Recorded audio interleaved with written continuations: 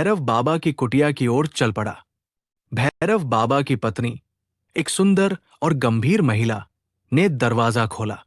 उसने किशन को देखते ही पहचान लिया और बोली, अरे किशन, तुम इतने दिन कहाँ थे?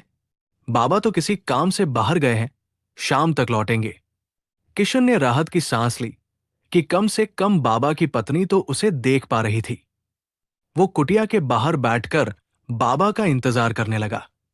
शाम होते होते भैरव बाबा वापस आए।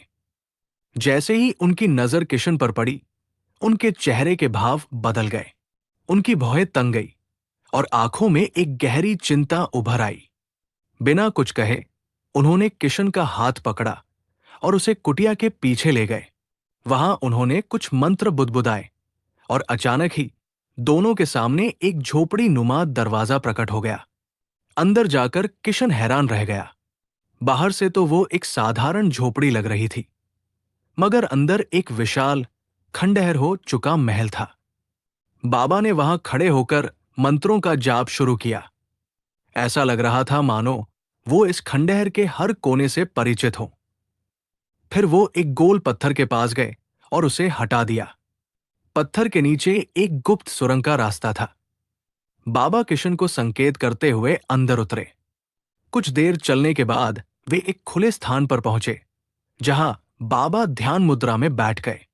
किशन, बाबा ने गंभीर स्वर में कहा, तू कहां जाकर फंस गया है? मैं और तेरी मां तुझे हमेशा समझाते थे कि श्मशान की तरफ रात के समय मत जाया करो। किशन ने डरते डरते अपनी पूरी कहानी बाबा को सुनाई। श्मशान की रोशनी, सुंदर युवती, स्वादिष्ट भोजन, राजमहल और राजकुमारी का प्रस्ताव। बाबा का चेहरा और भी गंभीर हो गया। उनके माथे पर बल पड़ गए। वो बोले, किशन, तूने उसके साथ शारीरिक संबंध बनाकर बहुत बड़ी गलती कर दी।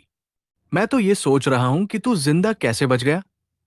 किशन हाथ जोड़कर बोला, बाबा, खाने पीने और आराम के लालच में मैंने ये सब किया, मगर जब से गांव आया हूं तब से पता चला कि मुझे कोई देख भी नहीं सकता। अब तो मैं भी उससे छुटकारा पाना चाहता हूं।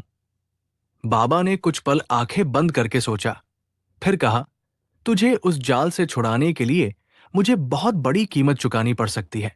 सुन किशन, मैं तुझे एक सच्चाई बताता हूं। जो युवती मेरे साथ रहती है वो मेरी पत्नी नहीं, बल्कि एक भूतनी है। मैंने उसे अपने वश में किया हुआ है, और जिस राजकुमारी ने तुझे फंसाया है वो उसी भूतनी की बहन है। वो तुझे माध्यम बनाकर मुझे